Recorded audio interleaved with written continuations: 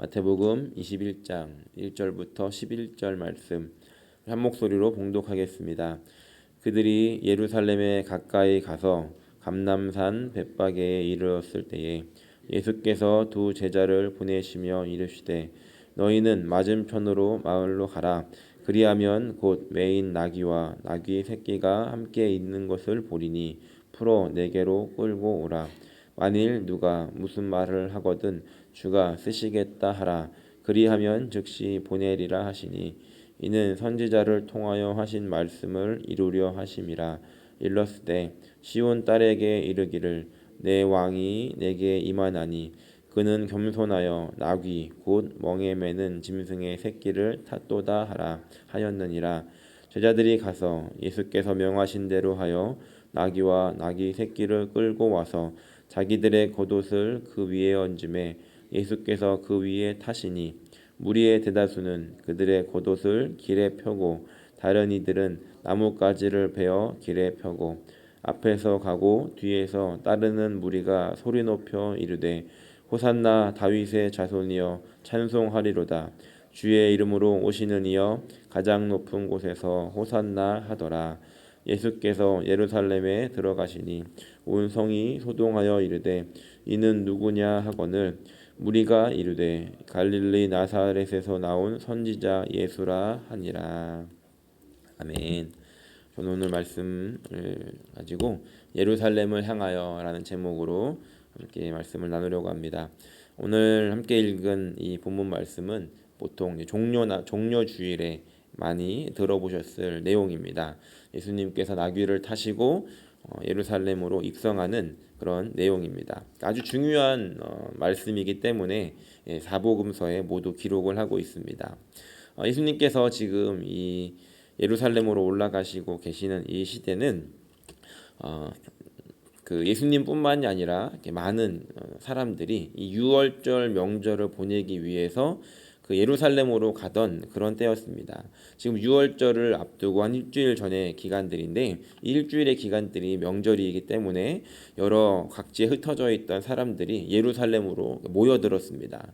이들은 그 예루살렘을 향해 가면서 단순히 명절이기 때문에 저희가 뭐 추석에 고향을 방문하듯이 방문하는 그런 것이 아니라 이들은 그 예루살렘을 향해 가면서 이런 마음으로 그 유월절을 보내게 됐는데 무엇이냐면 이 유월절이 출애굽 당시에 있었던 그 애굽의 압제로부터 나왔던 것을 기념하는 날이었기 때문에 이 사람들도 당시에 이 로마의 압제 속에 있었기 때문에 이 로마의 압제로부터 하나님 다시 우리를 구원해 주십시오라고 하는 그런 마음으로 이 유월절을 향해 갔다는 것입니다. 유대 역사가였던 요세푸스의 기록에 따르면 보통 이 예루살렘에 사는 사람들의 인구가 10만 명 정도였다고 합니다. 그런데 이 명절이 되면 유월절이 되면 200만 명이 그 예루살렘으로 모여들었다라고 합니다. 어마어마한 사람들이 그 예루살렘에 모여들었고 그런 행렬들이 아마 있었을 것입니다. 예수님을 따르는 제자들도 마찬가지로 늘 그랬듯이 명절을 보내기 위해서 예수님과 함께 예루살렘으로 올라가고 있다고 생각했습니다. 하지만 예수님에게는 이 여행, 지금 올라가고 있는 이 여정은 마지막으로 예루살렘을 올라가는 여정이었고 이것이 마지막이 될 것이다 라는 것을 제자들에게 이미 알려주셨습니다. 이 여정이 시작되어지고 있는 이 본문 말씀 우리가 함께 읽은 이 말씀을 통해서 저는 오늘 두 가지의 질문을 던지고 답을 찾아가는 시간을 가지려고 합니다. 첫 번째 질문은 왜 어린 나귀를 타셨을까 하는 것입니다. 1절 말씀에 이렇게 기록합니다. 그들이 예루살렘에 가까이 가서 감람산 벳바게에 이르렀을 때 예수께서 두 제자를 보내셨다라고 합니다. 벳바게에 이르셨을 때에 제자들을 보내서 마을로 보내서 거기에 있는 나귀와 나귀 새끼를 끌고 오라고 그리고 누가 물어보면 주가 쓰시겠다 하라라고 이렇게 말씀하십니다. 우리는 이제 먼저 생각이 떠오르는 것은 예수님이 먼저 부킹을 하신 건가 예약을 하신 건가 어떻게 달라고 한다고 그냥 주는가 이런 것들을 생각할 텐데 그것은 이제 각자 묵상을 하시고 여기서 중요한 것은 우리의 궁금함이 아니라 당시에 제자들과 이 예수님 주위에 모였던 사람들의 생각과 반응이 어떠했는가 하는 것입니다. 사실 지금까지 예수님께서는 이 백박에 오시기까지 걸어오셨습니다. 그러다가 마지막에 이제 예루살렘을 가시기 전에 다리가 아프셔서 나귀를 끌고 오라고 하신 것이 아니었다는 겁니다.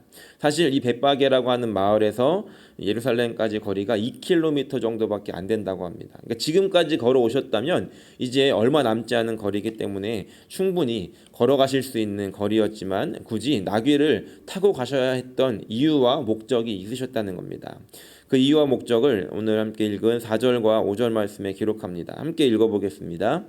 이는 선지자를 통하여 하신 말씀을 이루려 하심이라. 일러스되 시온 딸에게 이르기를 내 왕이 내게 임하나니 그는 겸손하여 나귀 곧 멍에 매는 짐승의 새끼를 탔도다 하라 하였느니라.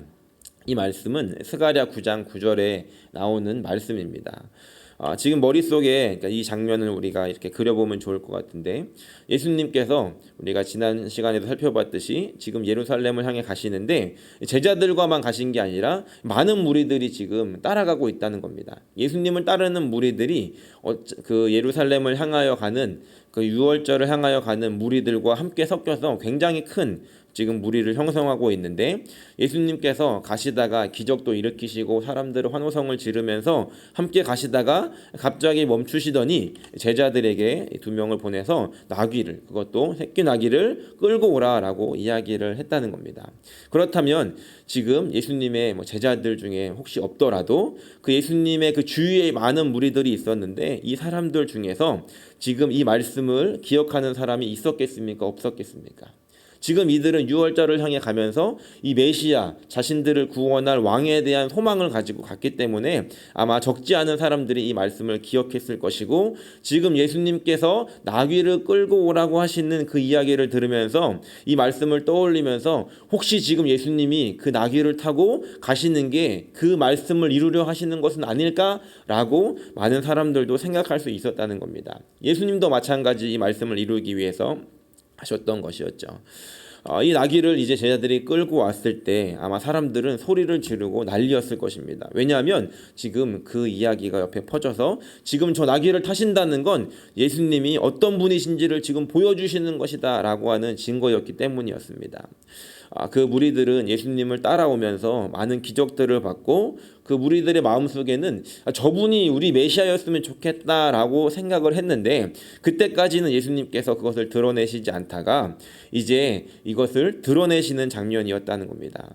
그리고 이 사람들이나 제자들은 그 예수님에게 그런 충분한 능력이 있었기 때문에, 그것을 증명하셨기 때문에 메시아가 되는 것에 대해서 당연하다, 메시아가 됐으면 좋겠다라고 생각하고 있었다는 것이죠. 그래서 예수님께서 나귀를 타시자 사람들은 이분이 우리가 기다리던 그 왕이다라고 하면서 존경과 충성을 보여주기 위해서 겉옷을 나귀에도 깔고 바닥에도 펴니다. 그 당시에는 사람들이 옷을 한 벌 입고 살았던 시대입니다. 지금처럼 옷을 놓고 더러워지면 아니면 찢어지면은 다른 걸 사 입는 시대가 아니라 그 옷 한 벌을 가지고 입고 자고 했던 그런 시대에 그것을 깔았다는 것은 굉장히 충성심을 보여주는 것입니다. 그러면서 또 승리를 상징하는 종려나무를 깔고 흔들고 소리를 지르는데 그 내용이 이렇습니다. 호산나 다윗의 자손이여 라고 하면서 예수님께 소리를 지르고 있더라는 겁니다. 이 호산나라고 하는 말은 우리를 구원하소서라고 하는 뜻인데, 이게 이제 언제 사용했던 말이냐면 우리에게도 이런 말이 있습니다. 만세라는 말이 있죠. 만세라고 부르지 않습니까? 이거는 이제 왕에게 하는 함성인데 만년을 사시라고 하는 어떤 그런 함성입니다. 지금은 이제 그냥 이렇게 승리를 표현할 때 축하를 위해서 환호성으로 사용을 하는데, 이 호산나도 마찬가지로 왕에게 사용되었던 함성이라는 것이죠. 그래서 이 무리들이 나귀를 타고 가시는 예수님을 보면서 예수님 당신은 왕이십니다, 당신이 다윗의 자손 메시아이십니다 라고 소리를 지르고 있더라는 겁니다. 지금 이들이 얼마나 기다렸겠습니까? 이 로마의 압제로부터 이 출애굽에 있었던 그 사건을, 지금 이것을 이루실 그 메시아를 기다리던 사람들이 이 상황을 보면서 얼마나 소리를 질렀겠습니까? 예수님도 아마 충분히 예상을 하셨을 것입니다. 내가 이렇게 했을 때 무리들은 저렇게 반응할 것이다 라고 예상을 하셨을 것입니다. 그런데 예수님은 그것을 그렇게 조용하게 덮으신 것이 아니라 오히려 더 드러내셨다는 것입니다. 이것은 단순하게 예언을 이루기 위한 목적에서 끝나는 것이 아니라, 지금까지는 예수님께서 잠잠하라고 하셨지만 이제 그 죽음을 앞두시고는 드디어 내가 진짜 왕이다, 그리고 내가 진짜 메시아다 라는 사실을 드러내시기 위해서 많은 사람들이 모인 가운데 이것을 이렇게 드러내셨다는 겁니다. 그래서 예수님은 나귀를 타고 예루살렘으로 입성을 하시게 됩니다. 그러면 이제 두 번째 질문을 또 생각을 해보려고 하는데, 그것은 무엇이냐면, 지금 이 나귀를 타고 입성을 하시는 그 예수님의 마음이 어떠셨을까 하는 겁니다. 지금 우리가 예상되는 상황들은 굉장히 떠들썩하고 사람들이 환호성을 지르고 많은 사람들이 지금 예수님을 보면서 박수를 치고 있는 그런 상황이었을 것입니다. 아마 이 제자들은 옆에서 누구보다도 잔뜩 신이 났을 것입니다. 왜냐하면 그동안 예수님을 따라다니던 이 수고가 헛되지 않았기 때문에 속으로 내가 줄을 잘 섰어, 이러면서 이제 드디어 내가 한 자리를 할 때가 왔어라고 생각하고 있지 않았겠습니까? 그 밑에 예수님을 태우고 갔던 나귀도 난생 처음 사람들의 이런 반응을 보면서 막 좋아서 입술이 뒤집어지고 막 이러지 않았겠습니까? 그렇다면 예수님은 이 사람들의 환호성 속에서 어떻게 반응하셨을까 하는 것입니다. 같이 이렇게 V를 막 그리면서 막 하트를 날리면서 환호성에 응답하셨을까, 함께 즐거워하셨을까? 그렇지 않았다는 것입니다. 단순하게 이제 십자가를 지셔야 되니까 머리가 복잡하셨을까? 이것도 아니었던 것 같습니다. 10절 말씀에 보면 이렇게 기록합니다. 10절 말씀 함께 읽어보겠습니다. 예수께서 예루살렘에 들어가시니 온 성이 소동하여 이르되 이는 누구냐 하거늘.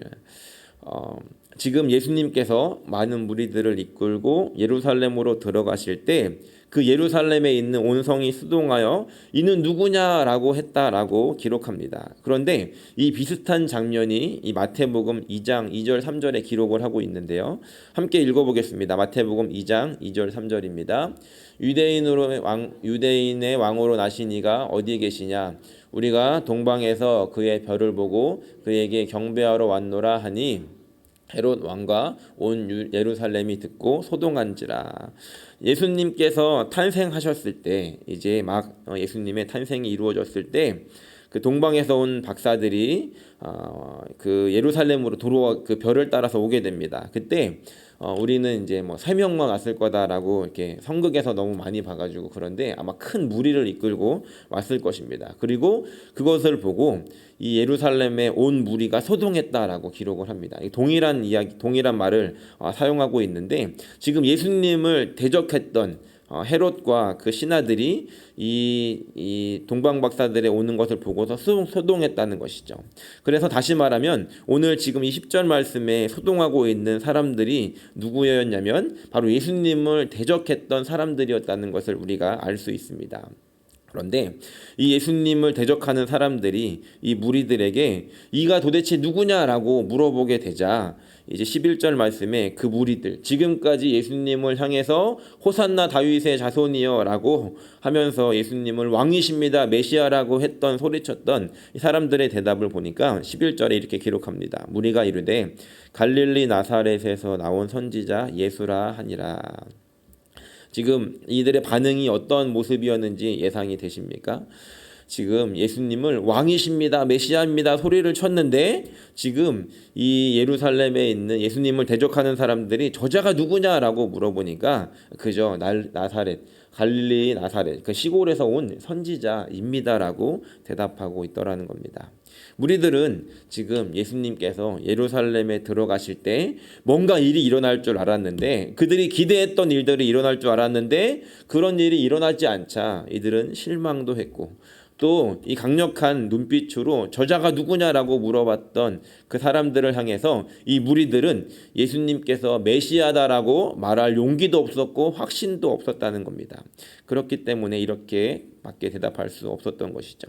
그렇다면 이제 다시 두 번째 질문으로 돌아가서 이것을 바라보고 있는 예수님의 마음이 어떠셨을까 하는 것입니다.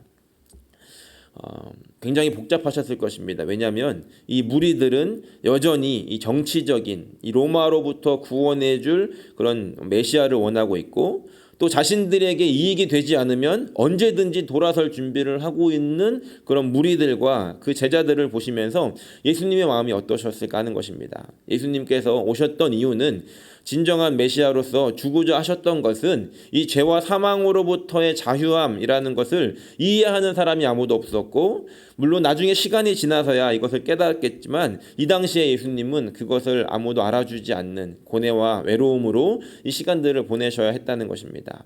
예수님께서 진짜로 주시고자 하셨던 것, 메시아로서 주시고자 하셨던 것은 이 십자가의 보혈을 통한 죄사함과 또 영원한 이 사망으로부터의 구원이셨다는 겁니다. 오늘 어느 분이 누가 바로 이 예수님의 그 마음을 알아주시겠습니까? 예수님께서 정말로 하시고자 하시는 일들을 향해 갈 때 그것이 우리의 눈에 볼 때는 우리가 원하던 모습이 아닐 때, 누가 어느 분이 예수님의 그 속마음을 알아서 예수님 그렇다면 저도 동의합니다. 저도 예수님을 지지합니다. 예수님 끝까지 저는 예수님을 믿고 따라가겠습니다. 라고 하면서 예수님의 마음을 알고 예수님께 감사하며 그 예수님의 마음을 기쁘시게 해드리시겠습니까?